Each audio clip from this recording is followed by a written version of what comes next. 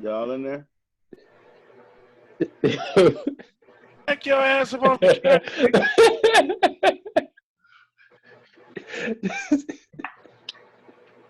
Hello? Niggas silly as niggas on some silly shit today. No. Right. He FaceTime, put his whole face on the camera. It's eye time. Hello? Hello? Damn. Like, nigga, back up. I see you in there. I see you in there. And like he poking you in your eye, nigga. Oh. Hey, y'all know what we should do though? I still say, damn, where my camera go? Oh, we should pass the blunt on the on what is it? TikTok. I can't do that. I don't have a Guideline. I'm not Guideline. I don't got one either, but gotta be a way to do it without TikTok. You said guideline. You can do it on. You can do it on You Instagram. can do it on Zoom. Look, pass me the blunt. You just record it, Guidelines. and then you go like this. Other hand. And next person grab Other way. Yep. Damn, really? I'm pointing at this nigga. Hold up. It depends on how y'all screen is, though. There you go. I just gave it to you, Breeze. Now pass it down. Pass it up. No, he passed it down on my screen. Yeah, see, on mine, I'm at the top in the middle. See, over here, you in the corner. See, yeah. You at the bottom. Everybody shit different. Yeah. Oh, Marquee right here. Fuck that idea. Right here.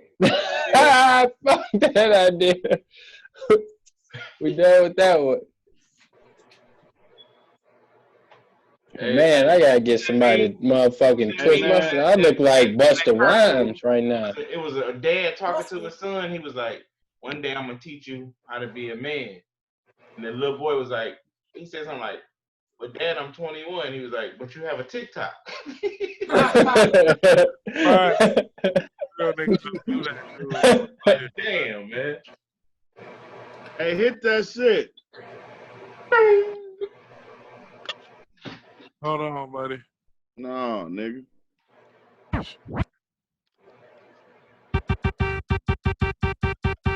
Oh my God. I'm in that water, so deep. I'm in that water. Coalition DJs. I'm in that water, so deep down in that water. You're rocking with the Coalition DJs. I'm in that water, so deep down in that water. World famous Coalition DJs. You know what time it is. We lit. Yeah. Okay, shout out Like to the that, intro. we back. Hey. So 16. 1-6. Of them hoes. Montana. Oh! Sussex, next time you share the screen, you better have Serato up, nigga. Nigga share the screen with Virtual DJ making us look cheap as hell up here. Making us look gold out here. The only one that Man, listen, dude. Hey, so Serato that's how we gonna kick it off, man. How many of y'all think it's embarrassing to be a DJ using Virtual DJ? Not embarrassing. I'll make a check off of it. I ain't switching. Okay. Apollo. I've never used it in my life, and it looked like, I don't know, it just don't look right to me, because I've always used, what's it called? Before that, I just was using my ears, so I couldn't imagine using that shit. Mark G, how you feel about Virtual DJ, brother? I think it's a cheat code, because all that little shit it do, and then it's not even industry standard. Industry standard is, for the DJs on computers, is Serato or Tracker. All right, get it to me for free, and I'll put it on there. Sussex, how you feel about your Virtual DJ? Bro, I got so much sauce in that bitch, I can't just walk away from. Do you consider yourself a real DJ because you use Virtual DJ? Bro, I'm a real DJ because I do what I do. And what you do? It don't matter what type of gun I use, as long as the target get hit, the motherfucker got shot. You got to talk sassy. They say he got a little sass in him. Yeah. That's all I saw one of my hoes. All that, told man, me. listen.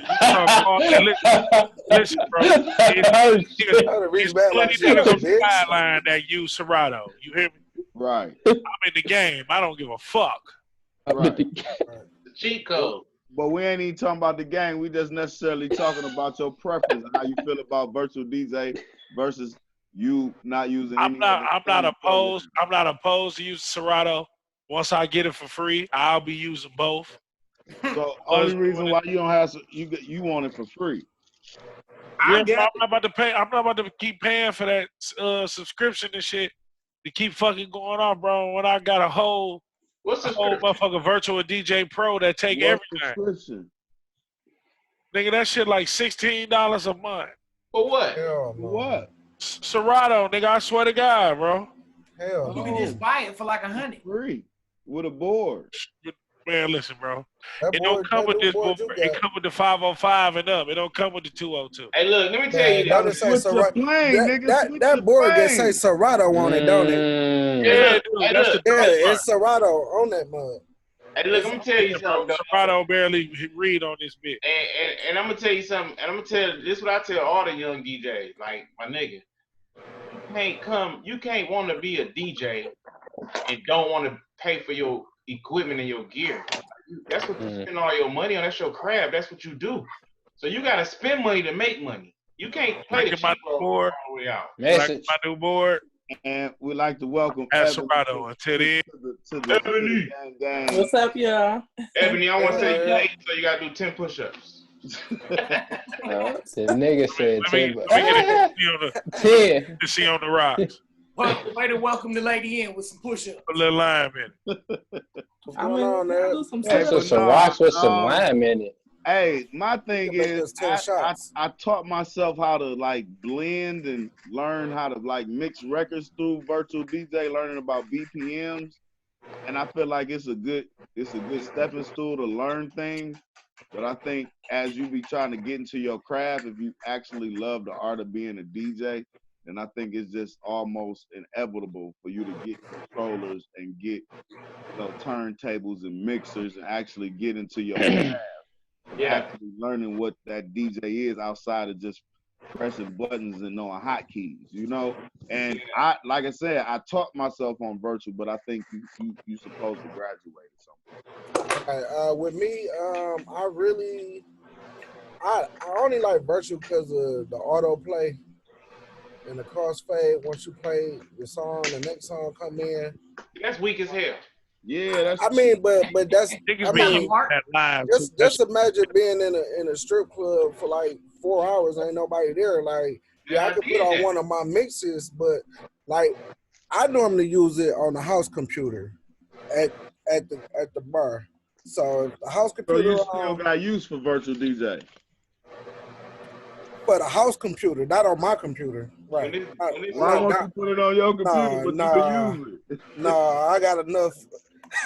All right, don't Ain't about to hold up my space on my laptop. Hey, question. I don't know if we asked this. I know we was having our topic about we was picking 90s artists, but I want to jump off of this because I just want to see where everybody's mind is. If you could pick 2 artists, that's it.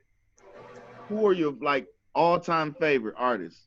And we're gonna just say hip hop and rap because I don't want y'all to think too hard about R&B and soul and all that. And it don't matter the time frame, but who do you think had the biggest influence on your life or your experience with the love of music? Who had that impact on your life? Oh, that's easy. Future and Gucci. Damn. Without a shadow of a doubt. You ain't like music before that? You ain't like music before that? Them is legends. Hey, so before that, so listen. So hold on. Them is legends, Sussex. I'm with you.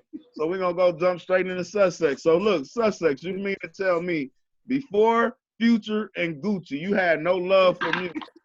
No, I wasn't really into it. Damn. What was into? So you ain't a real DJ. I was really into it, Shit. I was like listening to the rap and shit, but I used to follow like the video channels and and like 106 and Park and all the corny shit. I ain't really get off until like the shit I'm into now until when the internet came. That's By the crazy. time the internet came. That's very interesting. Future. That's interesting as Yeah. fuck. That nigga said that just said a lot. Right, nigga, that was right.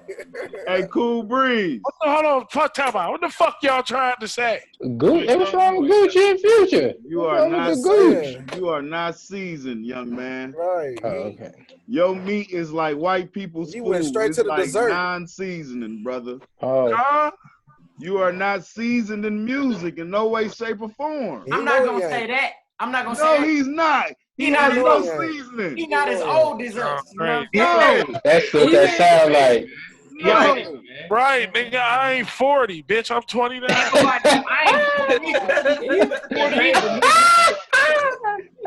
You getting mad at me? You ain't seasoned. Hold on. That's what it is. I'm not old. Fellas, hold on. Ebony. I feel like age ain't got nothing to do with it. Like if you DJing, you supposed to be, even if you like 40, you 20, whatever the age the gap is, you still gotta be able to adapt to all type of crowds. So you still should be hip. I ain't said I can't do artists, that. I just gave him the I mean, No, he gave his. Yeah. That's cool, but it's just like That impacted my life. No, that's impacted his life. Impacted my life. So that impacted your life when you was a teenager or just like an early adult. Gucci. Yeah. Okay. Gucci was high school, and then because I graduated 09, so you talking about 05, 06, 07, 08, 09. That was prime time. Prime Gucci. Hey, prime Gucci. Boy, I was a little shouted like Damn, Slim, I thought you was about 35. Man, I thought Slim was like my age. Hell no. No, but You no. gonna make me put this weed down. You aging, brother. So it's taking a whole. I got 2 kids and a wife. That's what it is. Go ahead, Ebony. What's your two? But go ahead. I'm gonna have to impact rap. I'm giving it to Jigga all day. I'm easily giving that to Jigga. As far as like hip hop, I think in the world. Hey, you already know. I mean, that's a legend. So who would it be? It'd be Jay-Z and who else? Outside of Jay-Z, who? Outside of Jay-Z, yes. I'm gonna roll with Common. Common? I'm gonna roll with Common. Common sense? He impacted your life? I'm gonna roll with Common. Yeah, he definitely different. Like, I mean, he not as popular. He kind of he like an older school, like Wale kind of. I put him in the same category. But he talked that real shit. When you had like a bad little breakup or you crushing on somebody, he got that vibe for you for sure. Okay. Nick Cat. Like water for chocolate. Shit, who had the most impact on my life? I'm going with Lil Wayne and Jeezy. Lil Wayne and Jeezy. Okay. That's a nice combo. I'll take that. J-Mac. Me, man, you already know, man. I'm a motherfucking No Limit Soldier. I'm a No Limit Soldier, and I'm a hot boy. So you a hot boy. I'm a hot boy and a No Limit Soldier. Like all of them, like take that, tapes, Cain and Abel, all of that whole right. Mercedes, Cool Breeze, Lil Wayne, Hot Boys, like all of that was my era. Like that was my gang banging era and all that. Goddamn, who would have thought J-Mac was a fucking banger? Pause. Always.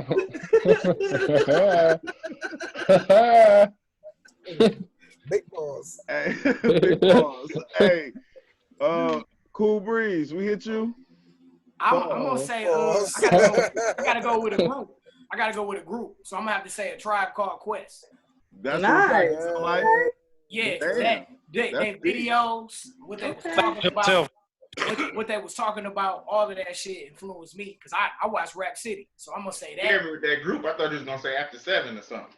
Oh damn! After 7. Hey, I fuck with Phife Dawg. Phife Dawg was hard. All right, so look. So wait, I'm gonna say A Tribe Called Quest. Another and then let me also say Outkast. Okay. Okay. True. Elevators. They first album.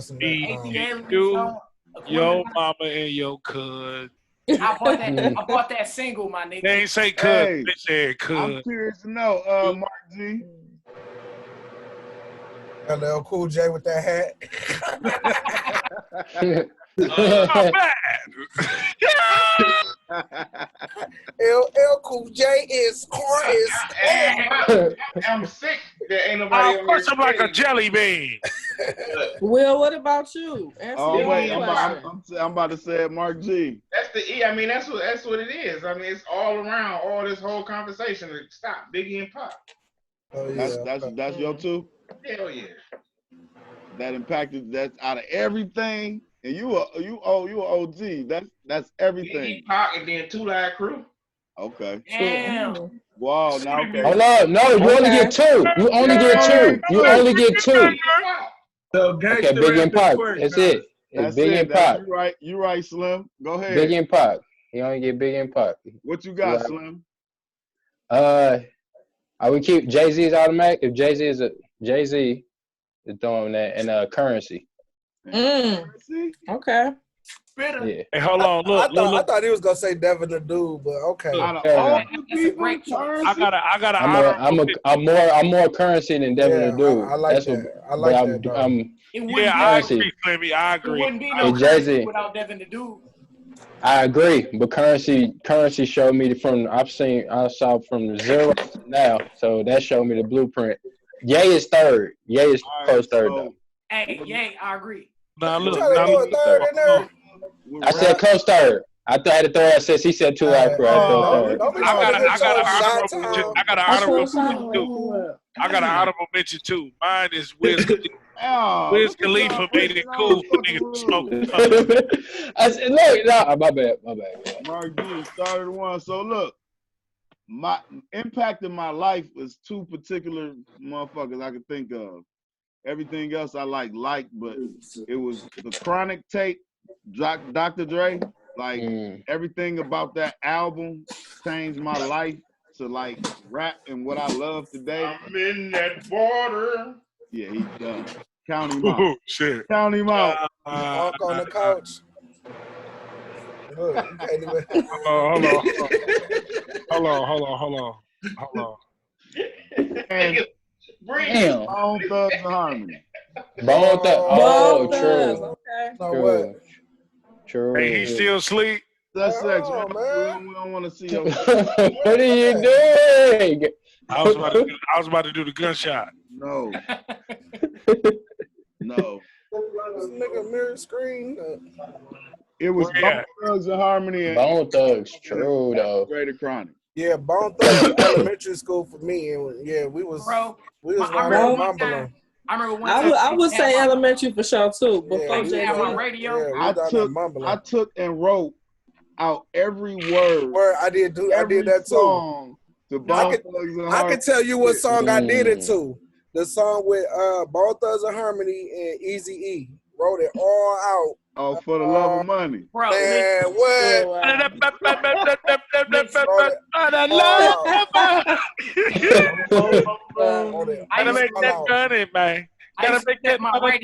just set my radio in the morning as my alarm clock. And it had the CD player, so the CD player would come on and play. So I had it to where it would come on and play, and then Bone would come on. I was in there listening to that shit. It was like, want to get you fucked up. My mama came in there. My mama came in there like, what the fuck is you in here listening to? I was like, it's just Bone Thugs and Harmony, mama. And just talking about smoking weed. Bone Thugs and Twister had niggas. Everybody rapping fast. I had in the middle of the mall, Mo Thugs chain with the fist and the pyramid. Oh my God, yes. Wow. Nigga, I was that in love. Like, nigga, like I had that bitch. I was Mo Thugs for life. My nigga, I bought a Cleveland Indians, a red Cleveland Indians starter pack because of them niggas had it in the video. I put it on layaway. Yeah, they from East Cleveland. Did any of y'all ever had a poster up in your room? Hey, I bro, had a poster of East 99. I'm about to go get it. What? I think that bitch. Hey, well, look, I had a collage. I used to take all the CD covers and put them bitches on my wall when I was in high school. So I took over one wall and I just had like all my favorite rap artists, all their CD covers. The shit was kind of sweet. You knew you was gonna be a DJ then, didn't you? Right on magazines. I actually did not know I was gonna be a DJ until like I never thought I was gonna be a DJ. Never. I never thought that. Like how I became a DJ is because of the strip club, not because of the love for being a DJ of music. Wow. Love of getting paid off some strip. Records at 8 years old. Hey. Like I ain't gonna even lie, but then I fell in love with how to DJ and what DJing did. It did something that changed my life. DJing did change my life in a whole manner, but I never I didn't inspire to be a DJ. I was more into making beats and rapping and shit. Like, on the other I never thought about it that way, but that shit changed my life too. Cause I didn't necessarily want to be a DJ, but being in college and you going to them parties all the time, I was like, nigga, I can do this shit. I got all the music anyway, cause I be listening to it. So like college and shit made me do it. That's where I started doing this shit at. I was like, man, I can fucking do that. And once I started, it was a wrap. Yeah, I used to sit in Deja Vu and I never thought about it. Never did. I even went to Specs Hour. Like you said, me and you talked, we went to Specs Hour and shit. Like I went to Specs Hour and instead of going radio, I ended up going video. That's how I was never expecting to be no motherfucking DJ. Right. What about you, Nick Cash? When did you decide you just want to just on some real shit? This crazy. I always knew I was gonna be a DJ. We used to get the JCPenney book as a kid. They used to have that little equipment in that bitch. Always begged my mama to buy me some. She never bought it. When I got older, I bought it. Real spill though. I used to ask her to buy it. She never bought it. When I got 16, I bought me my first DJ equipment. And that's really how I felt with the virtual shit. Like, I know how to use Serato. I got it. You know what I'm saying? I most definitely know how to count beats. If a motherfucker got Serato, I can still DJ. But at the end of the day, I taught myself how to DJ at the kitchen table. This shit kind of sentimental to me. Just being totally honest, if I come to anybody party or if they got Serato on their computer, I'm not limited because I most definitely can count the beats and DJ. It's that simple, but that's the key. That's the key. Mark, so you say you wanted to DJ all since you was a kid, bro? I was DJing at 8 years old, 9 years old. I wasn't doing no parties, but I was in the basement fucking with my cousin equipment. Wow. I was like, Peter Piper picked peppers. Peter Piper picked peppers. I learned how to do that whole thing on what's the name? So let me ask this: how many of y'all solely depend on just DJing for a living? Like when I say that is DJ opened up other avenues. You didn't DJ is your career. Me, yeah. It's for sure. I got businesses and shit around that shit, but I mainly DJ. Right. I'm saying that's your bread and butter on how you know what I'm saying at a certain point in time. Hell yeah. I be recording the podcast and shit like that, but DJing is it. Like during this COVID shit and shit being shut down, man, you got to come up with a different hustle because that shit is gone right now. And do y'all crave? Do y'all miss the club? Do y'all miss the nigga? I miss that shit so much. Rocking the party, give me anything, cause I do everything. With the ass shake. By you being a bartender, Ebony. By you being a bartender, how important is a DJ to you in your eyes being a bartender? I feel it's no strip club, it's no bar without the DJ. I'm sorry. Just think about going in there and there's no music playing or nobody up there live and y'all kind of dictate the crowd. Don't get me wrong, we of course bringing people in there because we girls and you know how that go, but the music got to be there. Before I was in that realm, my dad, he used to DJ, him and my uncle, me growing up. So I've been around it, but then that kind of version is completely different. Y'all set the tone, y'all encouraging people to, get something to drink, tip my bartender, tip my, don't just sit around, and you put them niggas on the spot, period. And that's just at any party. You definitely missing that environment. It doesn't matter if it's a strip club or the bar, wherever you DJing at, it's not a party without the DJ because y'all control, the vibe, that next hit that's about to drop, all that like it plays a big factor. It's no party without the DJ. I'm sorry. So, Y'all the most you feel important like people. as a bartender, the DJ do help the tips for the bartenders. Hell yeah, that's my favorite thing to hear on the mic. Go to Ed, what up? What up? Go tip my bartender. What you That's got? what you're supposed to do. That's what you're supposed to do. Too. But you gotta sometimes remind these niggas, especially in Detroit. Don't get me wrong, you got the ones that come up and you know they pay for a bus water and don't want their change back or tip you on top of that. But that's not like every single person. And I do feel like when those shout outs, you know, come from the DJs, that kind of make you feel important and kind of make you want to hustle a little bit more too, just as a bartender, like, you know. Oh, that's game. Yeah, that's me. You know, and it also, you know, remind me, let me send Will or whoever, you know, the DJ at the time, whatever they like to drink and stuff. You always take care of your DJ because your DJ's going to take care of you. Give me a highlight. Give me too. Yeah. But hey, but real talk, that same shit you talking about, it translates to the weed events too.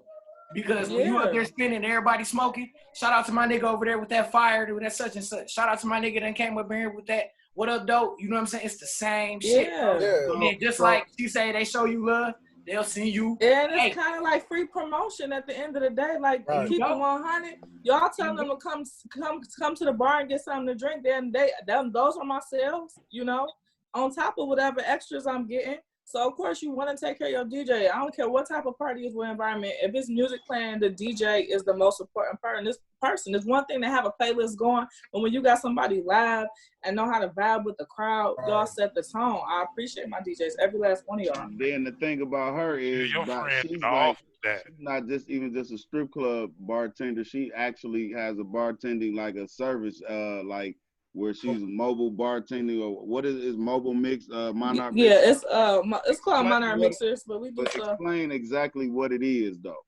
Okay, so I got a mobile bartending company. So basically, my company is paid to show up and basically serve my clients like liquor or whatever drinks they got. They have a set menu, and depending on how many people, where it's at, that's, you know, what we do. We pretty much just make the drinks, because I went to, like, you know, a few different things. It'd be like a self-serve or BYOB.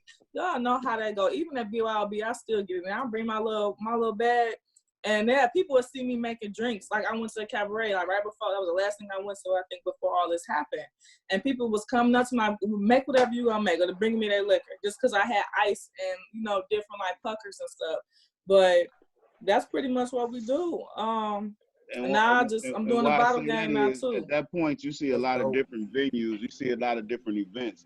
So that just dictates the DJ. What I'm saying is not just one level. It's on so many levels that I see that it be important. It's just good to hear from like a bartender standpoint, someone who's in the bar just as much as you. You know what I'm saying? Like a bartender in the bar just as much as you in the bar, and you just always wonder, like, dude, the bartender, are they even listening to me? Man, I'll be listening every time. I don't care where I'm at, who shot me.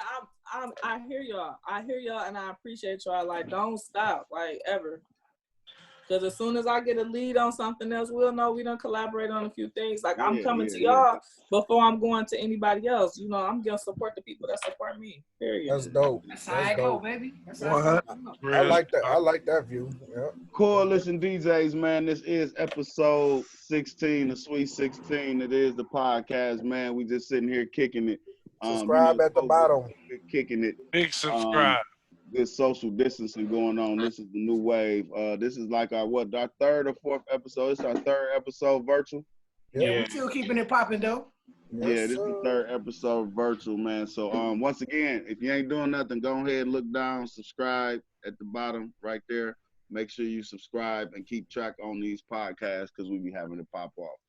Can we shout out New Music Sunday real quick, dog? Can we do Definitely do. And Cool Breeze, go ahead, man, and take over, brother. You so funny, dog. I'm just gonna say we gotta shout out New Music Sunday real quick, cause hey, even though we in this COVID shit and everybody moving around real on low key and shit and quarantining, we still got it popping. You know what I'm saying? We had my man, the world famous, you know what I'm saying, Royce the 5'9" in the building yesterday. You know who he was. Right, that was a good ass look. So just shout out to that, man. So all y'all artists, y'all better make sure y'all tap in with us. I got a question. I need y'all to. I want to get back to. Sussex, I'm gonna start with you because you sleep. I'm good. I'm just chilling, man. What's up with you? Nodding over there, right? In that water. Yeah, he over there. UND. Hey, he in that water in the background. You see the background? You see his Is he background? dead? He in that water for real. Is he dead? Hold on. Is he dead? Hey, so says so says you 2 weeks in a row with ugly shirts, man. You on the roll. Hey, now I shit, can't hold agree. on. Let me That's change like, it. on the Let me roll. change my screen. Hold on, let me see. Hey, You on the our roll. faces are What ugly. shirt? I like your shirt tonight. What shirt is it?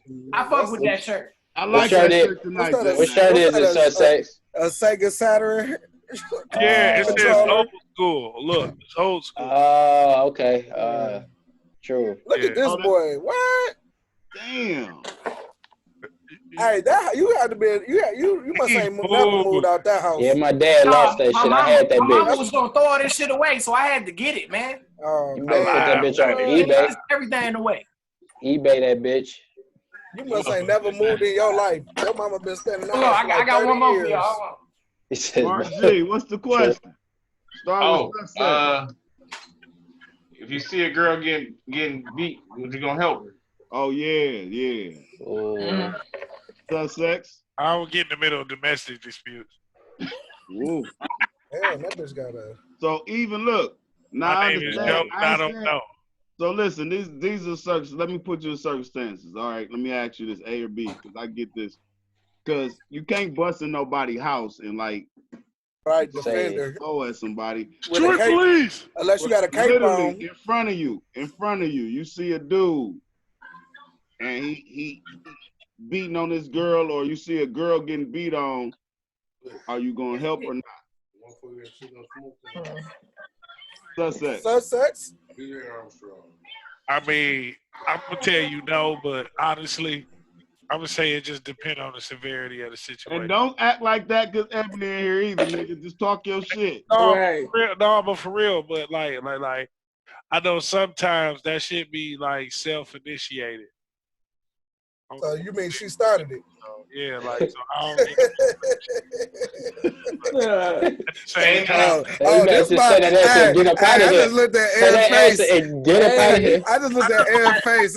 It's about to get. All right, so Nick Cash. I'd have had like for real. It depends on the situation with me, but like just on some weird 100 shit though. If I just see a nigga beating a bitch ass, I ain't jumping in. You know what I'm saying? I ain't gonna sit up here and lie. But if I know you, you know what I'm saying? It depends on the situation. It depends on who it is for one. And it depends on the situation. Just being totally honest. Like I ain't just jumping in anybody's shit though. You feel what I'm saying? But if it's somebody I know, if I know you or something like that, hell no, I ain't like somebody just dog you or something. You know what I'm saying? But if I don't know you, I can't see myself just jumping in. You know what I'm saying? I don't know what the fuck going on. I second that. I'm definitely agreeing to that. I ain't gonna hold you. I gotta know you or something, but right now, ooh. All right, so say. All right, so y'all copying the plea. Look, so say. I ain't copying up. I ain't helping. I don't know. I'm not gonna help if I don't know you. What you gonna do? Alternative every chick. Y'all putting stipulations on you. If I know you, let me tell my story. I didn't think about that. Like, if you out just beating the bitch ass in front of the Popeyes, I ain't about to pull over and make it my business to stop you from beating this hoe ass. You know what I'm saying? Like, I'm not about to do it. Yeah, not with my chicken tenders. Yeah, like I'm pulling up to the Popeyes, you beating your girl ass in front of the building. I'm about to get out my car. You're not gonna. So look, you knowing me, and you see me whooping on my girl, which I would never do. But you see, I'm gonna come grab you. I'm gonna grab you. I'm gonna come grab you.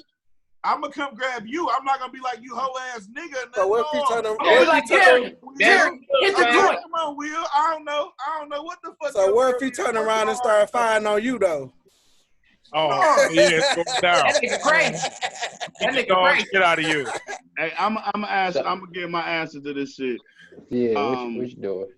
I get exactly where y'all coming from because when you look at it in that standpoint, it's like, what do you don't know what you're putting yourself in. You don't know what. Hell no. Now, what if he pull out a gun? That's what I'm saying. Then you big. Opening up your. I understand that, but I think instinctively, like to cause awareness or try to help in some way, shape, or form, I think my heart would try. Before I just say, oh, fuck that shit. That's stop. What you gonna try to do? Call the police, bro. What you gonna try to do? Yeah, that's what you gonna do. You gonna call the police? I don't know. I can't call. What you gonna say? Come on, man. Hey, man. Leave her alone. Don't put the police on my name, dog. You gonna pull up and hug his horn. Hey, Come on, dog. My man. I don't know. Like, I'm gonna be like, that's a female. That's a female. Yeah, that'll probably be me. Like, that's a girl, dog. What you doing? What you gonna do, J-Mac? man. Stop hitting up. Stop hitting up. Well, for real, but I'm gonna tell y'all a quick story. Hold on. Go ahead. I'm gonna tell y'all a quick story. So I used to go to Boys and Girls Club when I was young. So it was this girl. I liked her, but she was playing. Yeah, she was playing with this one guy. So he like took her comb, and you know, so they was kind of like hitting each other back and forth. But they kind of already knew each other. So I snatched the comb from my man, and she got mad that I snatched the comb from him. So I don't really get in domestic violence. You know, long story short. Yeah. I found that out early. You never know if it's a get horny game or not. She might like you shook up. Situation where, you know, a particular person that's close, and I just to keep the as clear as possible, whether it be however it is, close person that I had to deal with due to life circumstances.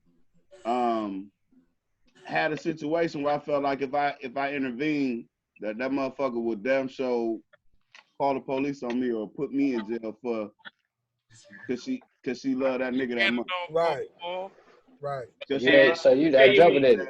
I'm gonna tell you me. This how I do. This how I know. I ain't got shit to do with it. I can see it. Even if I know you, unless you my sister, and even if you my sister and he beating you, I'm gonna have to depend on who he is. Right. But I don't get into that shit because a lot of times you be right back with him, and you be looking dumb as hell. And I done seen that happen so many times. And we be like, man, I ain't got time for this shit. Right. You don't want to look like a burger because you trying to super my friend. Called me on some shit like that. Her boyfriend pushed her down recently. Her ankle broke right now. He pushed her down and broke her ankle. But the bitch is right back over there. She right back in up with so I'm like, crutches and shit. You say your cousin sucked a dick with a broke ankle. This nigga. Now, if I would have to go kill this man, I'll be in jail for the rest of my life. You'll be over there still blessing that man. Right. Which she is. You in jail for nothing. You know they didn't made up. So E, let me ask you this from a girl perspective. If you were getting hit by a man and you sing and another nigga another nigga happen to be seeing it, do you think that man should help you? No, I feel like I kind of agree with the majority. I mean, I get it. If somebody wants to, great, but I don't expect somebody to come to my rescue. I really feel like it's them, you know, that people business. If you want to do something, you know, then maybe, you know, if it's like somewhere in public, suggest somebody call security or something like that. But I mean, for the most part, like they said, especially if it's some domestic shit, them hoes gonna go back. Or they're gonna go back, or they gonna make up. And I know that from personal experience. Like somebody I know really close, you know, called me, and I remember like speeding for all of that, and they was back together. Like, it's pointless. I mean, I've seen it happen so many times. I don't get in nobody's business. I don't judge nobody. Like, we may see them going head up, but she getting her ass beat, and guess what? That still may not be enough for that person to leave, and you be done risk it all, or risk, you know what I'm saying, your freedom, or I can get beat up, girl. You tripping on something like that. Like, I really ain't. I make a phone call, hey, security, hey, you know, something like that, but I ain't in the middle of it. I don't expect nobody to get in the middle of it. That's between me. You can't though. You really can't, man. But that's coming from a female. Like that's we totally different perspectives. Like that's why I was wondering. I'm wondering what she expect if you know what I'm saying? Would you think a nigga supposed to, or would you look at a nigga like, you hoe ass nigga, you just let him beat my ass? No. Remember I'm about to get the fuck on. That's it. And then in 2020, man, motherfuckers is crazy, man. True. You will lose your life just by trying to do the right thing. Like you can't even bring up a simple fight, let alone a woman. She like to get her ass beat. Watch out, nigga. Like you break up 2 men. Right. Remember on Juice and Tupac hit them against the wall. He seen his niggas and they was like, hold on. This gonna make the sex intense. What'd you say? I'm saying like man pride is something else too. Like he was saying, like you just never know how that man gonna take it either. And then that's just a whole nother situation. He may not let that die down. You know that you try to come in and save his bitch. Like you just never know how that's gonna play out. Like I get it.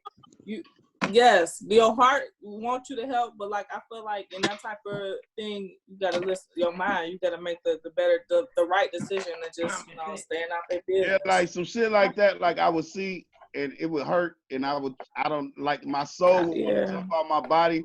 I would probably go ahead and sleep on that shit and think about that shit all night. Like that would be in my thoughts. Like I would be sad about the shit. I'm sorry. Yeah, yeah, for sure. So I got a question. All so the other day I was leaving. I know everybody on quarantine, supposed to be on curfew and everything, but it was so it's like 1 o'clock in the morning. So I see this truck. He's speeding, and he almost ran into me, but he kind of caught it. But later on, I thought about, I said, well, what if he would have hit me?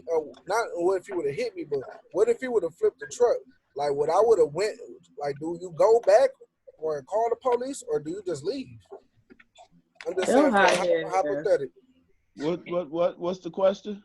If somebody crashed, if somebody was coming at you and they dodged you, but you see them flipped over down the line, do you keep going or do you go back and try to check on them or call the police? I don't know. I got this thing. I guess with me, I ride. Keep going. I'm going. I'm gone. Damn. I second that motion, Will. I'm gone. Oh, that'd be like, damn, shit. Damn, you gonna call 911? Yeah, I'm out of there. No. Yeah, I just said prayer for him and keep it moving. Hope he all right. He driving wild as a motherfucker. Right. He was driving wild as shit. My business all the way around, no matter. I'm about to say that's another perfect example of minding my business. I man my shit all the way around, no matter what the situation is. That makes sense though. So if it was you and you almost fucked up, and you'd just be like, I gotta handle my business. I think you would hope. Look, I'm a firm believer in karma, and I do believe that what goes around comes around. I've been on the road and I watch 1,000 motherfuckers ride right me as well. I understand. Because I ride the fuck give a fuck. But it go back to the same shit of just being crazy in the crazy ass world. I think I tried to call 911 one time and I seen some shit on the freeway. And by the time I called, they say, we already got the call, 30 other people has called. And I said, oh, well, fuck it. What the fuck? Okay, I get it. Everybody else can call. Man, I'm minding my business all the way across. Yeah, I'm minding my business. There has to be somebody climbing out that bitch, or I seen, like, I personally knew and messed with. Other than that, hey, man, that's fucked up. God take care of it. Keep it moving. Like, I'm just being 100. Like, I'm minding my business, man. Fucked up. Yeah. None of us on this motherfucker is good Samaritans, man. Y'all boo. That's a fact. That's what that sound dead like. I call 911. I done seen some shit in Cameroon. Niggas not helping. Bree say he'll call 911. I mean, okay, like no, you just dodged it. He said he just almost hit you though. He just almost hit you up the way. Man, that shit happen every day. Hey, so what? Hey, hold on. So Slim, you not calling because you mad because he almost hit you? Now that's a little bit more sinister. He almost ran me off the road. You driving wild as shit? Damn. That's what the fuck happened. Hey, look, let me speak on this. I have a problem. After I think the day before yesterday or 2 days ago, the 2 boys that got killed on the drag racing. I'm watching the drag racing in the city. Like, I understand the Chargers, the Challenger, the Motor City shit, but like this, it seemed like this year, like it's got reckless. Like it's not just like racing no more. We used to have our races and it used to shit go down Everybody goes to a particular spot. That's true. Race. But now it just seems like it's on every corner, everywhere. And like the other day, I don't know if y'all paid attention on the news, but two boys, they was cousin. They was Leon and Tion. Was they name? And they was racing? No, they weren't. They were in the car, and the Charger came flying and hit their ass, and they died on the scene, bro. Sheesh. So, like, how do y'all feel about? I know y'all know about the track racing in the city and everything. How do y'all feel about that, Breeze? No more Challengers and Chargers, nigga. No more. It's like, no. Challengers and Chargers. I'm just talking shit. But nah, these cats, man, need to chill the fuck out, man. Like, bro, you can, if you want to race, man, they got places now where you can do that. Like, just, if you can't, all these niggas just be getting these fast ass cars and can't even really drive. You know what I'm saying? That's what it be. Yeah, that's I what swear. it is. That's exactly what it is. They just can't drive. They ain't get that practice in. They need a whole nother set of tires to be doing that shit. And They don't be understanding that. All of this is the skills. Hold on. They need the skills and everything. They need the skills, another set of tires, and the city need to step up and get them niggas somewhere to drive, because at the end of the day, it's not stopping. I think the closest spot you got is in Yaktown. It's in Pontiac. That one people don't even really know about that spot. Got a couple dogs. Chief Craig got to do a couple safe spots. Closest racetrack is in Milan. See, no, it's one in Pontiac. It's real low key. I'm telling you, I seen it by accident, like twice. She talking about by accident. I'm telling you, I'm like, oh, she like for real. But I do think you was out there racing too. Hey man, I just think it's just I understand the fact, and it's like cool to have, and like they said, like they did separate the chief of police did open up 2 spaces, like, but this corona shit hit and kind of fucked all that up. Like literally weeks after, like a weekend or 2 afterward. But he did open up a space in the race. But then it was still something happened down there that kind of made them put it on the pause because somebody got hit with a car down there. So at the same time, it's like you wanna let them go somewhere and go do it, but you also gotta think, like you just said, the skill side of it. Like people is really dying from this shit. But if you don't let them go nowhere, now you got innocent people dying from this shit. So it's almost like a catch-20 with it. Because, like, we are the motor city. So it's like you almost got to understand our drive with vehicles and cars and what we like. But even the way the police... Man, that shit dumb. Yeah, that shit's stupid, bro. It's just a fan thing, man. Even the way they set that shit up, the Sunday Fun Day shit, that shit was still some hood ghetto shit. That's why people got hit. There was no barricades, big ass circle, motherfuckers spinning cars. You know what I'm saying? So it still was just like put these motherfuckers in the alley. It was bomb. Somebody was gonna get hit. But why is always when they be spinning cars, it's always a nigga with flip flops in the middle telling everybody. Yeah, nigga, we is up there. It's up there. That always be the nigga with no car. We're reporting live. It's up there. Nigga ain't never had a car. I don't know, like I fuck with the culture after like watching a little YouTube joint and just paying attention. Like I never was like this fast racer type nigga into the motors and shit, but I thought the shit was cool, but it wasn't like that was my thing. Like I just wanted to like rebuild motors and shit and try to put, you know what I'm saying? I just like to burn out every now and again. I'm a girl and like to do that shit. So like I ain't gonna lie. They be having that shit and I know I'll be there with the drinks. Hey, I got them. And be right there. But I feel like too, it need to be some type of control because all that extra shit, like if y'all niggas gonna race, you know. But all that, you know, when it like you said, it ain't no cones, it ain't no barricades. Y'all too busy trying to burn rubber in one spot and hit people. That's unacceptable. Yeah, they need to sanction that shit if they gonna do it. Yeah. Slim, is that a culture in Chicago? Nah, I can't really think of it. Every time I think of like cars, I think they like the car clubs and they showing off rims and they showing off the paints and shit like that and just kind of posting and shit. But not just busting 360 donuts on the corner of your neighborhood. No, but the only person, But the only person I do know, I can remember it, I would think it as my boy that's from the Bay Area and what kind of, they be on that shit heavy. So I be thinking. That's where the Detroit niggas get it from.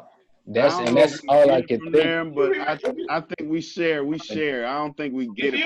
I mean, but they do it. They do that shit. They do that shit. They been doing that. Listen, if you remember when the Bay started that Ghost Riding the Whip shit. Yeah, I about to say that Ghost Riding the Whip. And niggas started doing that shit here.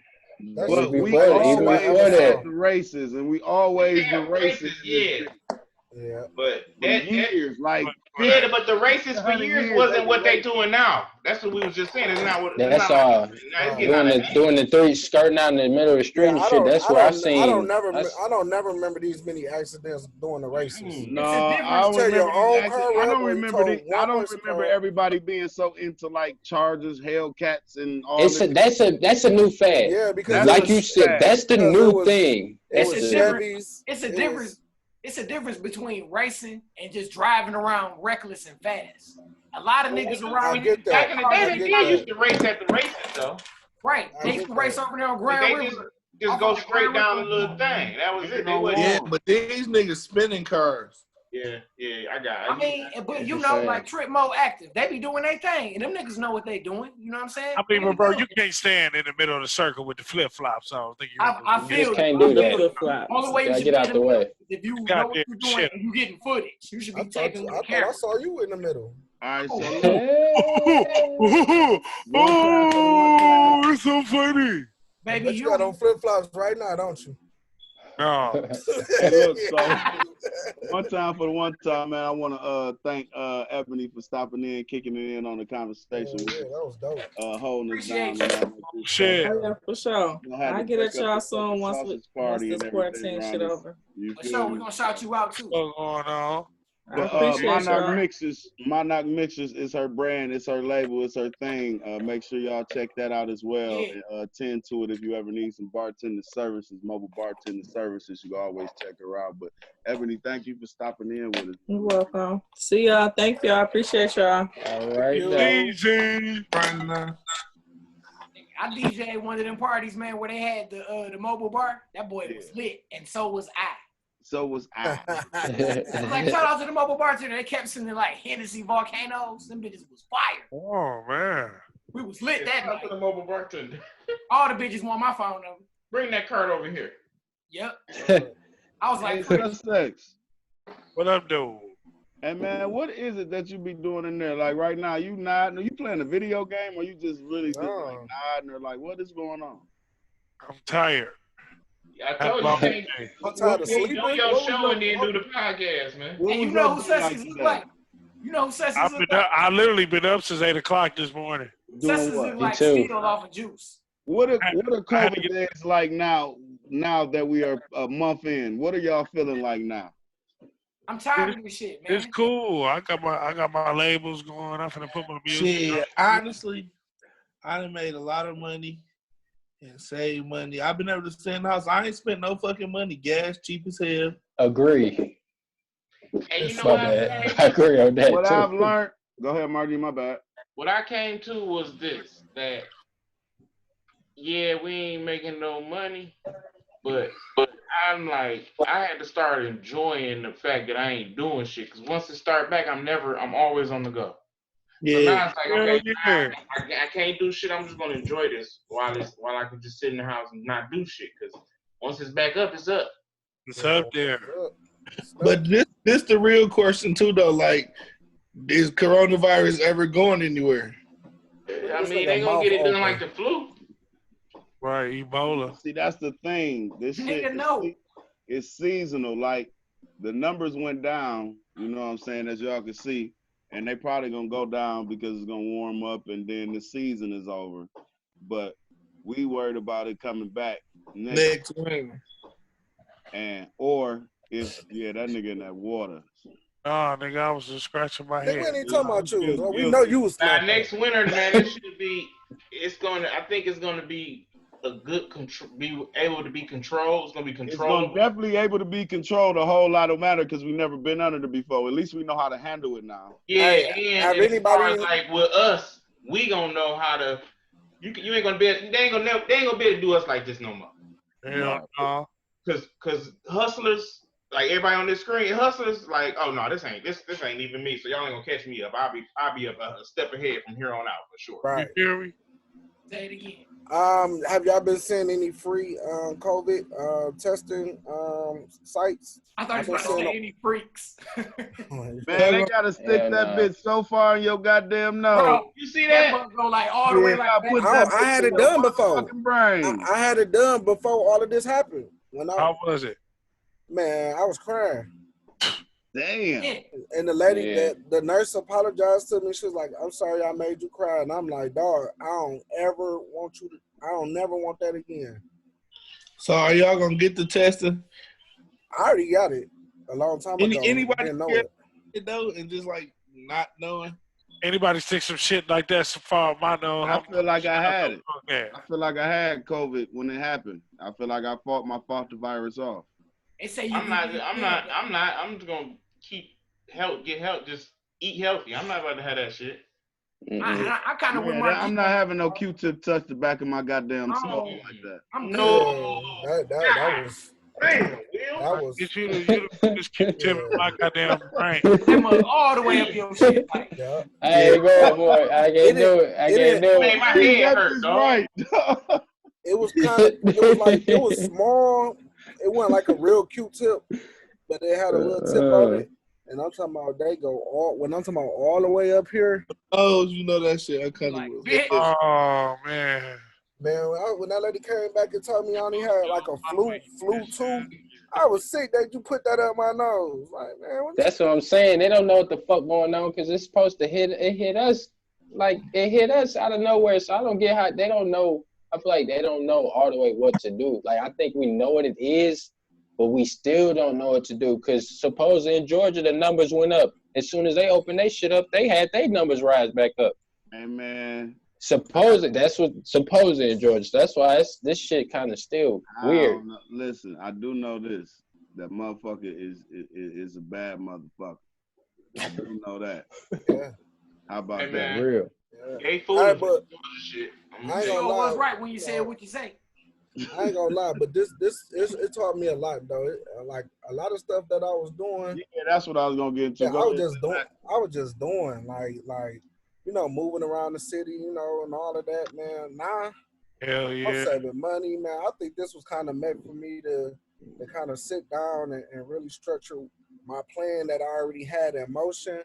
But so I kept getting J-Mac, so is you mad that she No, because I wanted to stay close to June, so nobody can, like, I don't want to see nobody die. I already had a lot of people, you know, die off this. So if we could extend this to June, end of May, June, I'm fine with that. And I'll be up 5, 6. Hey, 7. now let me ask you this, J-Mac. You working every day. Would you still be fine without having no job? Yeah, I would, but I'm saying, would you still be fine with not having to do shit every day? You gotta understand, it's some of us. Yeah, I know. Like, see, now my sleep pattern off for me. Like the weekends tear that all up. You get what I'm saying? You know, even though I still kind of get up early, but like this nigga, this how I be, like him. No, that nigga just changing. But yeah, that nigga sleep in the closet. But with me, I think I could really find stuff to do to kind of like. Then I got kids, you know, but I've been, you know, trying to keep my distance with them too to make sure, you know, I don't get them nothing, even though I ain't got nothing. You know what I'm saying? To try to just keep the levels down. You know, I think what happened was, for me, I think the world, what we always do, we get through in the situation and you have to make, you know what I'm saying, lemonade out of lemons type of situation. And the world always proves to be able to do that. We prove to be able to do things that we don't even think we can do. No one thought that they were going to be able to survive this long and not have, like, I know a lot of people feel foolish for all the tissue that they bought and all of the things that they did, that they panicked and really realized if I just sat at home and not the thing, like I say, y'all said some of the key shit. The catch-22 about it, no, we're not making no money, but you also not spending as much money as you normally would spend. Right. So it's kind of offset. So that's why I said, not to cut you off, but that's why I said, like, I'm not mad if it can extend a little longer to the 15th, and maybe it'll get better because everybody on here ain't okay. Yeah, we skipped the beat, but we still on tempo. You feel what I'm saying? Like, niggas ain't fucked up out here. Yeah, but see, not now I have to put myself, and this is where my humanitarian come in at. You didn't brought the thing out, nigga. You didn't brought up all type of hustles you can do. But it's people who are severely fucked up off this shit. And I can't be selfish enough to just say I'm not fucked up, and then I know for a fact that my neighbor is fucked up, or my best friend. That's something I look at too. My best friend is toe down, and like he not gonna make it another 15 days. You get what I'm saying? Like he can't survive this shit another 15 days. Like I can survive the 15 days. So yeah, I look at that too. But what I do think happened is, you know, I don't know who believes in what, but I believe God does things for reasons. And what happened in this place and time is we all learned things that we didn't think was possible. We doing virtual New Music Sundays that I think were some of our biggest New Music Sundays that we've had thus far. That's a fact. You know, and it because people were conveniently able to pop in and take the time because the world is set up for that. A lot of people had to make relationships with us or want to make relationships with us because we had to sit down, or relationships that you were missing. Some people don't get enough chance to, like you just said, J-Mac, to spend with your kids to even be able to make a TikTok or get the relationship, because half the time you working and then you trying to live your life a little bit, and then they in school all day. So you only get this much time with your kids anyway. That's America. Right. The school raise your kids 5 days out the week. Right. I'll say this. All that back, and that's like, I think it teaches you a lesson about value. It values life. I'll say this important. Because I was talking to the wife today about it. I feel like the world, just kind of what you even said to emphasis, like the higher power kind of put this in a position. I feel like, but now the world or the worldly stuff is rushing kind of the process, like maybe like putting the pressure on her to maybe do it on the 15th, where it would have been the full whole month of May. Or, you know, so I know people and individuals got maybe certain, you know, ways about it where they may struggle for the whole month, or where somebody will figure out a hustle as you did, or things of that nature.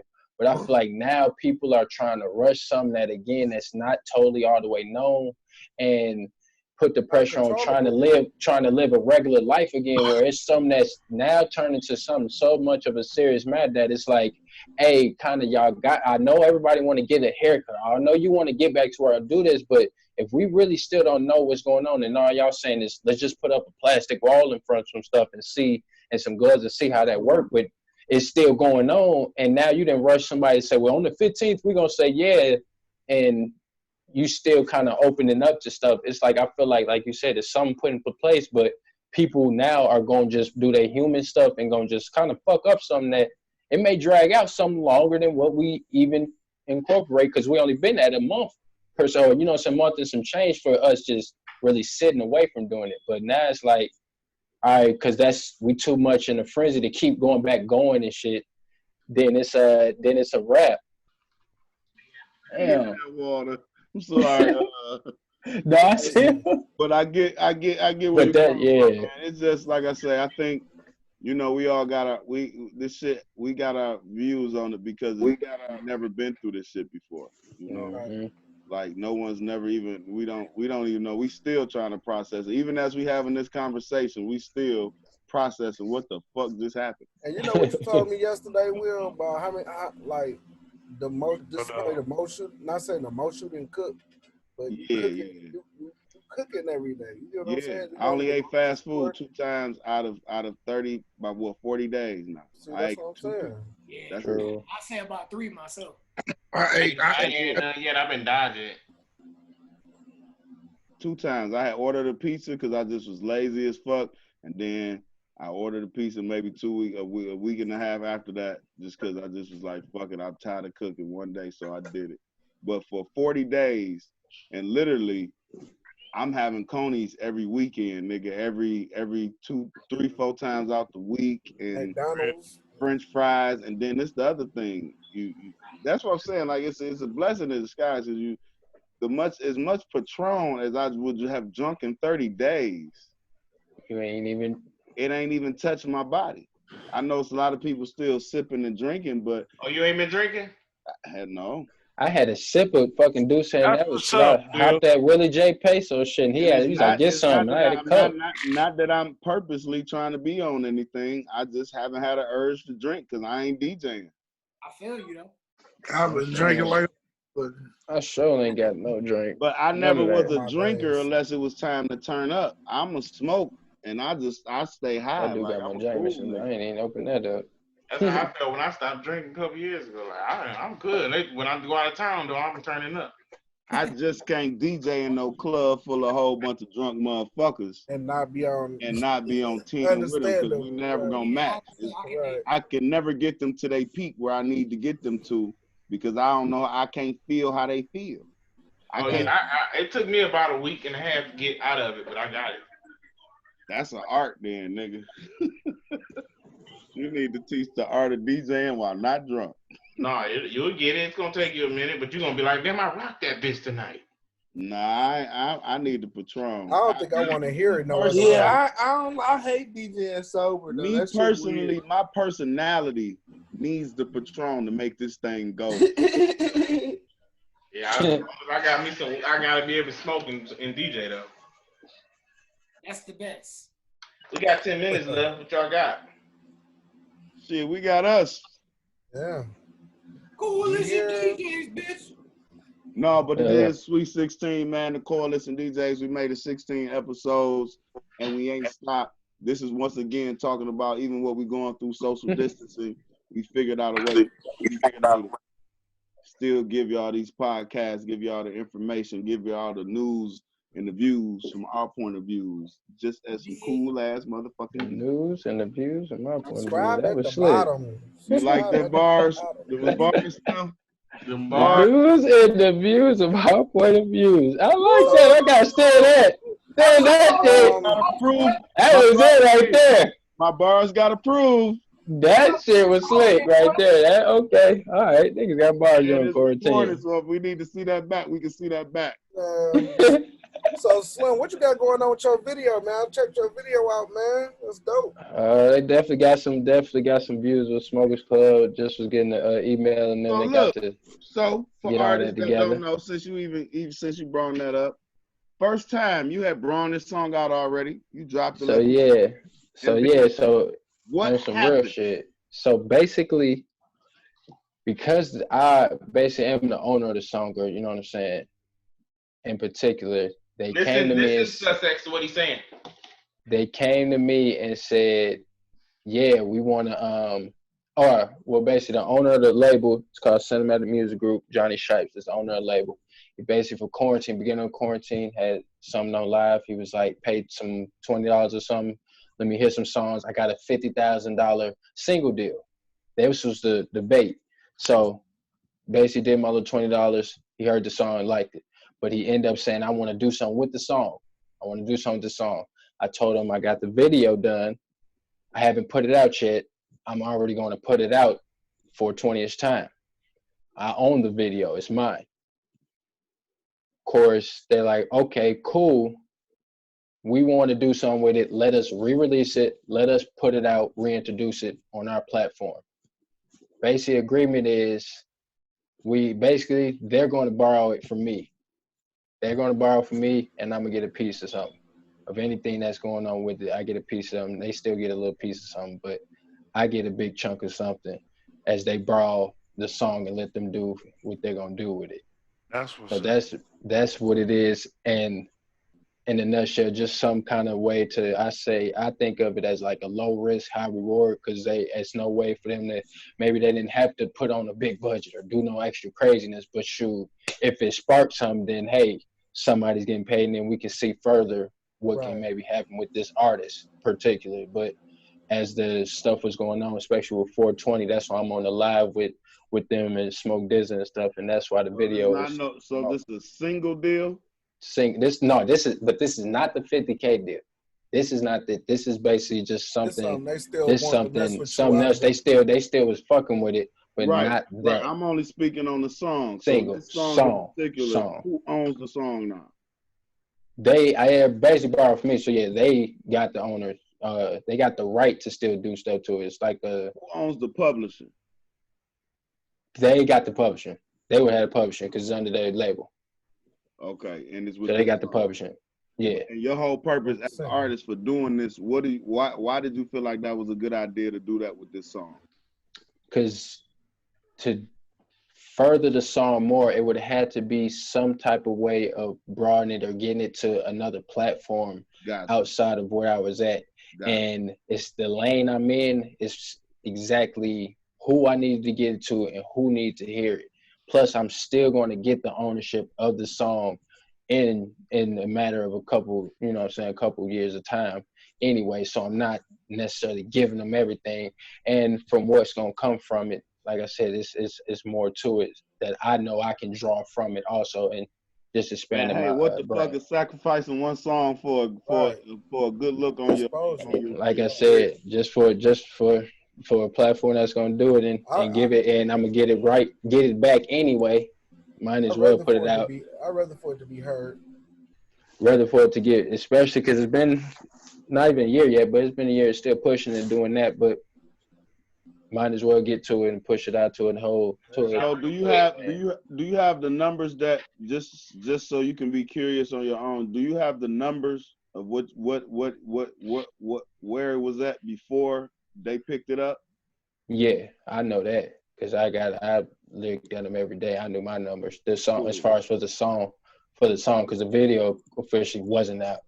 Cool. Maybe an artist need to hear that. I just wanted you to spread. Yeah, it's because the word is, especially because I know how it's the wordage and everything is literally like they're borrowing it. If you have ownership of a song, then you can do this. Otherwise, if you still don't own the beat, if you still ain't the exclusive beat, if it's not exclusive type thing, if you don't have that, you know what I'm saying? The cover art, I learned about that, the cover art situation, where you basically still gotta talk to the graphic designer and get that officially, you know what I'm saying, pay for that to do everything. So everything is still about having some type of ownership of song. Otherwise, they can't even talk to you because they got to keep going around in circles or keep talking to somebody else to do it. So a lot of people don't know that. Even the cover art you had, you didn't necessarily per se own it. I didn't. I got the exclusive rights now to do whatever to it because I had to purchase that. Just because a nigga sent you a cover art don't mean you own it. You don't he still own it because he made it. He owned it. Yep. Till he send you that to the files of what he made that cover art with? Exactly. He sent the file. I got the files. Because they might want to do something, change some shit. You can't just add to that. You gotta go into the artwork and change it. Yep. So that's like your masters. You gotta have your masters. Basically, yeah. You can't just ask for the JPEG, nigga. I need the whole thing, nigga. Right. Yep. So I learned that little part, at least that part. That's something I didn't know. Besides in the contract stuff, I at least had some legal type help with that. So I ain't really had to worry about reading, but I start to understand that too, and really understand that and get you gotta be real detailed when you want to in these contracts. I get that totally, not be real petty detailed, because especially if you're in a smaller situation with them, they know what it is. They hand this out 100 times. So I kind of understand that a little bit more too. But as an artist, yeah, I feel straight as hell for what I did, because yeah. Hey, so that's smooth. How's your motherfucking mouth? Close your mouth and your fat ass, boy. What up, though? Let me ask you a question. What do you want to get out of being a DJ, bro? What's your ultimate goal? We can end on that note right there. What's your ultimate? What y'all ever? Like, I want to be an artist in the A&R. Huh? I want to be an artist in the A&R. So you started DJing the rap and be an A&R. No. Really, I started DJing out of necessity. I got introduced to DJing through like techno music and shit. But like I'm saying, so what do you want to get out of being a DJ? Man, I want to just build my own lane. I want to. Yeah, muting. J Mac. Muting. Bobby Brown, you went out. Me, Bobby? I always like been ahead of music. So can't hear you. You can't hear me either? We can hear you. Oh, I always just thought about being an A&R, pretty much. The person who find the talent, and really just sit in the office, but I ain't gonna lie, being around y'all, I see so many different avenues, and I'm glad like I'm around y'all because I see everybody doing something. Everybody, like a whole bunch of revenues that I didn't see that I never even thought of. You get what I'm saying? Even though I might not touch on it or anything, but just I can go to one of my brothers and they can show me how to do it. You get what I'm saying? Right. Like, you get what I'm saying? So DJing, I'm looking at y'all do flyers. I'm seeing y'all do, we doing podcasts together. You get what I'm saying? So it's a whole bunch of revenues. So you wanted your DJ to take you into the industry as far as actually being someone that knew how to pick out talent. Yeah, pick out talent, pick out the hottest songs. Yeah. What do you want out of what did you want out of DJing, Cool Breeze? And I started off wanting to do the radio thing, but I kind of did that early, right out of college. So I still want to be able to DJ on the radio eventually. And then my goal was to be able to be traveling and do it. And I've done that too. So I wouldn't mind. I really want to be able to go on a tour. You know what I'm saying? We on tour and we're getting paid. You know what I'm saying? All that shit. And aside from that, man, I just want to continue to be able to be have it where DJing is my income. I make my money doing that and make enough to be able to be straight. You know what I'm saying? So, shit. From here, just be able to travel around the world and nationally, spinning records, and just be somebody who people know. You know what I'm saying? So you want to be a DJ for the rest of your life? I mean, I'm not gonna say that's gonna be the only thing I do, but absolutely. I ain't saying that. I'm just saying if you could DJ for the rest of your life, you would. Yeah, that would be something that I would do for the rest of my life. Gotcha. Mark G, what would you want to get out of this shit, bro? Like being a DJ, doing everything you've done for the game. What do you want? I'm doing it so much. Like when I first started DJing, I wanted to DJ, but then it was like around the time. It was like Juan kind of opened around the time messing with Juan. He opened it up to where he was like, it's more than just DJing. So when he opened that up and I seen all the lanes, like J Mac was saying, the avenues and the shit, different little things, beats and A&Rs and all this other shit that you can do, was just like, okay, yeah, I want to do all this shit. And then that's how I started learning. That's why I started learning how to do anything musically inclined, engineer. I want to do anything musically inclined. Then but 3 years ago when I did that sexting thing, I fucked up and didn't do it right.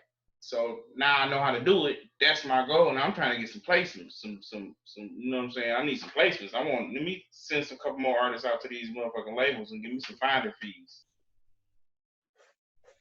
Yeah, I had to say I never really I didn't think I wasn't ever really shooting to be a DJ, but what I did, I got a lot out of it, and I think I've done everything that I think I would want it to do as far as DJing go.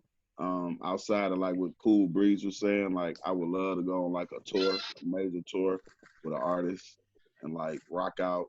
I think that was almost I feel like that was supposed to be my life or whatever, just being a tour DJ after but not a tour DJ as in finding an artist, actually I think how it actually happened, being with an artist from top to bottom, watching an artist break out and go from not being known to being one of the known artists and actually go on tour and the success story behind that. I feel like I'm close to taste it sometimes, and then sometimes I just feel like say it again. That might not be my story. You know what I'm saying? But I do think that I've done DJ's giving me everything that it was supposed to give me. I think I got everything out of DJing that I wanted to get. You know, like I changed my life. I was able to buy things, put up stuff for my family, and like all off of DJing. So I feel like at this point, anything else DJ giving me now is just a bonus. It's just like, it's just for the love at this point. Like, just like how we were just talking about the music and all the shit, I think at this point it's for the love for me. Like, I always wanted to do beats and shit, and I never put it together. I just always watch people put it together to say, if you could DJ, you could produce. If you could produce, you could DJ. All the greatest producers are DJ. All the greatest DJs are producers. I never like that wasn't. I never thought like that, but I seen that is a pattern to where like all the greatest producers is DJs. So I'm like, I guess somewhere along the line, that's how I ended up being. Not to cut you off, yeah, but the quarantine made me realize how many producers that are DJs. Like just seeing, I even seen Zaytoven DJing the other day. Like it's that was so dope, you know. And another thing with DJs like the coolest people on earth. Like everybody wants to either be a DJ. Like I didn't see like pictures with LeBron, you know, trying to be a DJ. Then you got Shaq. You know what I'm saying? Everybody, it's something because everybody love music. I don't know why, but I just feel like the DJs is the kings, man. We just hold the higher ground or something because everybody loves us. Yeah. Hey, you right, man. It's crazy. Out of the whole quarantine, the DJs are shining, and that's what we do. But look, we shining, and we the ones the most underpaid at the moment. We Scottie Pippins. Like exactly. That's great. Hey, I like the way you brought that punchline back. Nice. I like that. That's nice. He went ahead and put that thing on it. Yeah, niggas out there they let them do everything. Yeah, dog. I don't know what it is, bro. Like I said, I love this shit. And it's just good to see like how everybody have their passion and where they come from to actually even want to be a DJ.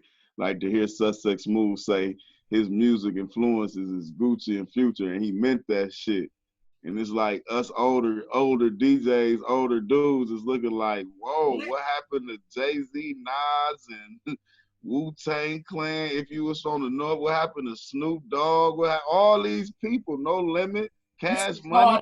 All of that. What happened to the hot, like when you said Hot Boy, Zay-Mac, I'm like, damn, like that's what made up our life. All right, nigga, Juvenile, nigga, like when that High came out, High was like the Pac and Biggie taught niggas how to be young men, bro. Like you understand? You missed that? Nigga, or you was gonna be this type of nigga. You didn't buy CDs around that time? What's going on, man? Probably never bought one. He probably never bought one. Because Gucci ain't had no CD. Everybody had a hot track. No, Gucci back then was putting out mixtapes. Hot Tracks was that deal, man, from the start. Oh yeah, that's what it was. Hot Tracks. That was a revolution. I used to have them bitches in the car. Hot Tracks and what was the other nigga? Ill Cartel. Yeah, that's how you get all your music. That was one. Ill Cartel. I used to get all my shit off that motherfucker there. That was Juan and the white boy. Yeah, I knew it was came along. They used to always have all. They used to have all the shit on them. Hey, let me tell you a story though. One time, real quick. One time, Juan was like, "Come on, ride with me." We was just talking. I'm like, he like, "Ride with me." I'm like, all right. So I hop in the car. We just ride. He talking. Man, this nigga pull up to a corner store, dog, and it came out with a brown bag full of money, and he just threw it. He's like, "Put this in the glove box." I was like, all right. Then we went and did it like 2 more times. Then that's when he was like, he's like, you know them Ill Cartels, that's me. I'm like, nigga, I'm burning all that shit off of the CDs, and it's you? Like, you got the music. Like, nigga, wait a minute. He's like, hey, I got all that shit. He's like, you need it? Like, yeah, nigga, I'm burning, I'm buying this shit. Nigga, half of this money is mine. Right. That shit was crazy as hell, dog. Damn, now that's crazy because Ill Cartel was a powerful ass mixtape in the city. Between Ill Cartel, Hot Tracks, and Drunken Mass, salute Drunken Mass. That's how DJs got their new. That's how they got their new music. Yep. Flat out. Yep. I don't care if you was the DJ that everybody was going to get their music. They was getting their shit off of them CDs right there. Them three niggas, dog. Another thing I gotta say too, another thing about DJing that's cool is like I remember going to the party and having to pay, you know what I'm saying, and sitting in line and all of that shit. Being a DJ, you get around all that shit. You get to go through the back entrance, you know everybody. It's been times where I done pulled up to the front of the club while it was in line and walked right in that motherfucker and started spinning records. I be feeling weird. It ain't no feeling like that, bro. Like I'm gonna tell y'all what's crazy. Now this is what I've learned as a DJ. We all said we want to go be that tour DJ for somebody. We want to do that to put it for the experience. That's what we doing it for. But when you out there, it's no good for you. It's no good for you, dog. You lose all your shit at home, what you got going on. And then you're not making that much money. You're just a tour DJ. So you're not making that much money. So it's really like I used to be like, man, I was ready to go home when I was over in Canada with that nigga, with old boy Obi. Cause it was like, nigga, I done missed out a whole week at work. At Ace of Spades, I done missed out on a whole chunk. And it's cool, but shit, I'm ready to go back to work. So I kind of, like when you was explaining yourself that time, I didn't say nothing because I felt the fuck out. Like, all right, I see where he coming from with this one. Like, nigga, I don't know what to tell you on that note because you was 100% right. Like, my nigga, I've been there. So, no, your family, everything. This shit ain't for you out here. And that's why I'm saying, like, I guess at the point, that's what I'm saying, that in real life, DJ is giving me everything. I've been on my biggest stages I could possibly be on for my city. I put on for my city. I wore my crown just like an NBA nigga or NFL nigga. When it comes to the DJing shit, I put a legacy down in these streets. I feel like anything else is a bonus. So only thing I have not experienced is going on tour. Yeah. Will I love it? I probably won't and want to leave and be gone and be away because I've been DJing for fucking so long that just to sit up here and DJ for 15, 30 minutes, an hour is like fucking a tease. It's like getting a girl naked and she said you can only put the tip in. Yep. It is. You know what I'm saying? It's like, damn, I can't put. I got a whole much more. I'm ready to I got your music. I got some other shit I want to play. You see this big ass crowd in here? Let me rock this bitch one time. But you just here for this artist for this 30 minutes. And then y'all slide to the side, and now you just sitting backstage. So, but for me, I felt like if I got behind a big enough artist, which I feel like I've been with, you know, and I pray for him to one day make it to his plateau, whether I be his DJ because I'm still into it or I'm too old, because once again, I am getting older. I am losing the interest to be on the same type of time that my artists that I deal with now are on. You get what I'm saying? Like, my knowledge is different. The way that I process my living, my lifestyle is different. So it's gonna be it's kind of hard to backslash or to be on some wild shit and go on tours, party, fuck hoes, and da-da-da-da-da. Being a strip club DJ, I've been partying, fucking hoes, and getting money, and I'm supposed to be chilling right now. I'm supposed to be finding me a wife and shit, but then now it's like, okay, what else do you do as a DJ?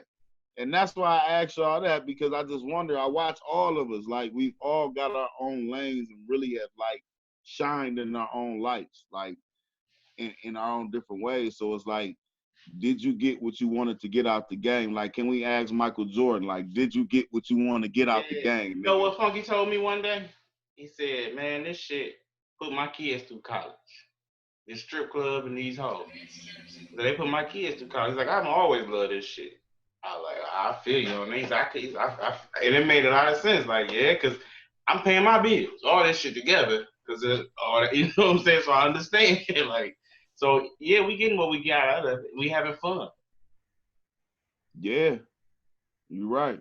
That's how I look at it. I damn sure taking care of nigga. I had this shit. I got a 17, he be 18. I got college set up and ready, and it's off of DJing. Like, I'm not worried about him going to school. Well, other parents is worried about sending their kids off. I got it off of what I guess I love to do. I found out I didn't know I loved it so much, but 10 years ago, well, shit, 13 years ago, I fell in love with this shit, and now I get it. So it's just dope to have that experience, man. I think, you know, doing something you love to do.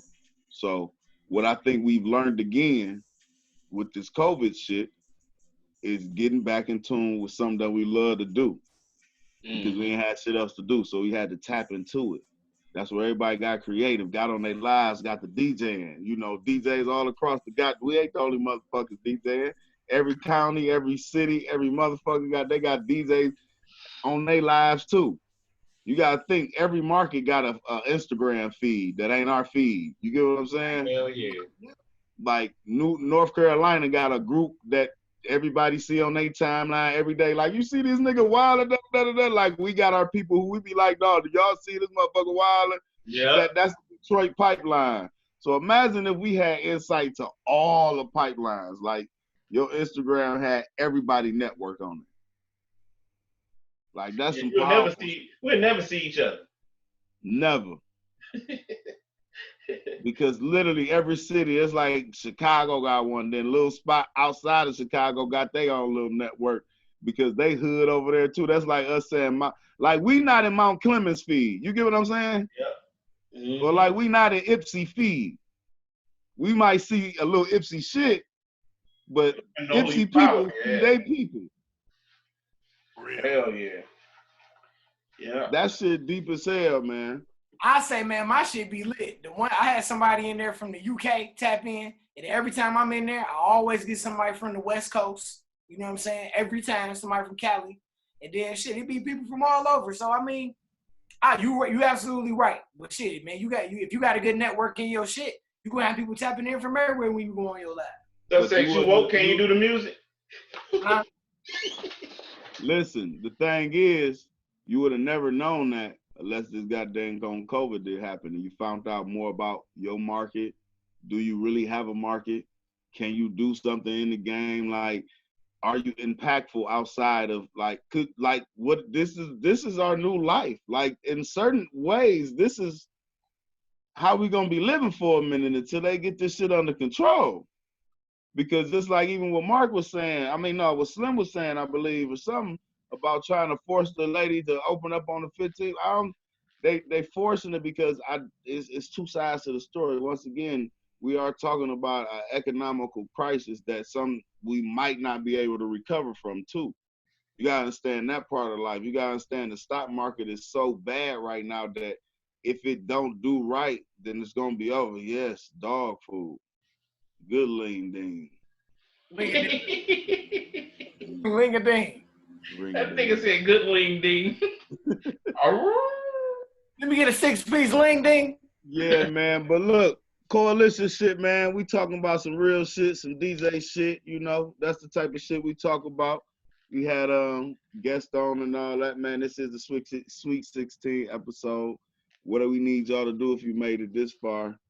Go down and subscribe and make sure you check out all our shit. We got 16 episodes. It's alive. Talking a lot of shit about a lot of shit.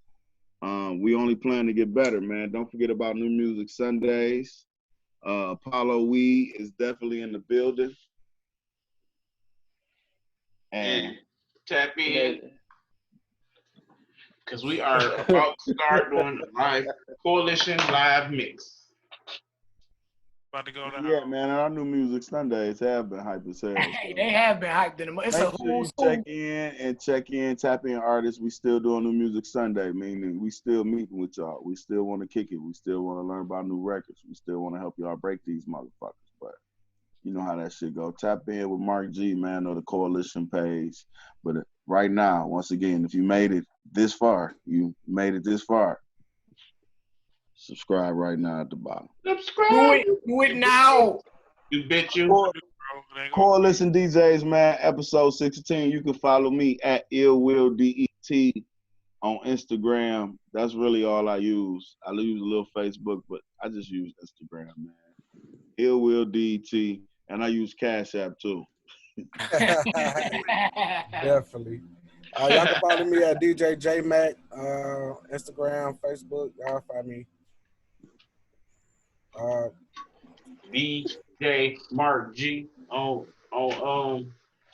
man, that nigga Sussex was funny than a motherfucker. Like he drowning. He really in that water. Like he drowning. Close your mouth. DJ Mark G on Instagram, DEEJAY Mark G on Facebook. Man, you know where I'm at. Hit me on Instagram and just hit my links. That's all you gotta do. Link me. Yeah, follow your main man, Cool Breeze, at Book Cool Breeze. And also, man, follow my lifestyle smoking brand, Crud Inc. at Crud Inc. Shout out to everyone who loves smoking weed. You gotta have good clothes to smoke your weed in. So Crud Inc. Thank you. Yeah.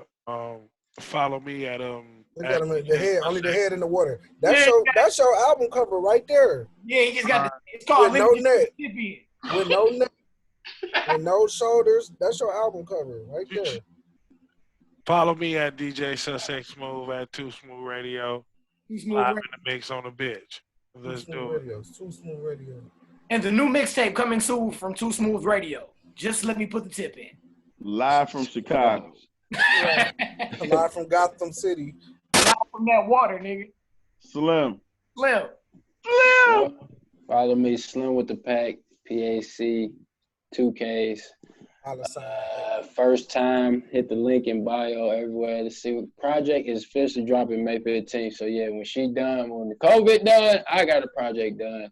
So I got to come and let the fellow DJs of Coalition in Detroit hear it. It's a 4-sound project. Once again, DJ Bargy on that. And if you made it this far, you really love us. We love you too. Peace. Hit that song, dog. I'm in that water, so deep. I'm in that water,